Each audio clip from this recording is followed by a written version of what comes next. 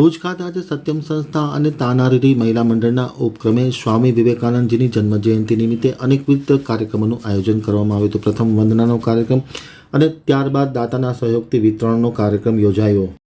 ભુજ ખાતે સ્વામી વિવેકાનંદ જન્મજયંતિની ઉજવણી કરવામાં આવી હતી। આ તકે બાળકોને પ્રોત્સાહિત કરવામાં આવ્યા હતા। સત્યમ સંસ્થાના અધ્યક્ષ દર્શક અંતાણી તેમજ વિભાકર અંતાણી, દિલીપ ઠક્કર, ઇસ્માઇલ જુનેજા, હસમુખ વોરા, જયશ્રીબેન હાથી, નર્મદાબેન ગામોટ, મંજીભાઈ ગામોટ, રામુબેન પટેલ, નરેન્દ્રભાઈ સ્વાદિયા સહિતના લોકોએ તેમની પ્રતિમાને શ્રદ્ધાસુમન અર્પણ કર્યા હતા અને બાળકોને આ નિમિત્તે પતંગ અને ફિરકી કોમર્શિયલ બેંકના ચેરમેન ધીરેન્દ્રભાઈ ઠક્કરના સહયોગથી આપવામાં આવ્યા હતા। સાથોસાથ ગરમ વસ્ત્રોનું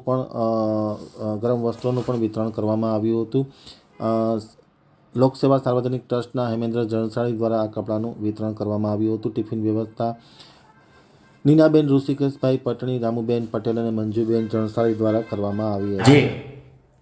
સ્વામી વિવેકાનંદની 163મી જન્મજયંતિ છે ત્યારે આજે સત્યમ સંસ્થા અને તાનારીરી મહિલા મંડળના ઉપક્રમે વિવિધ કાર્યક્રમોનું આયોજન આજે કરવામાં આવ્યું હતું।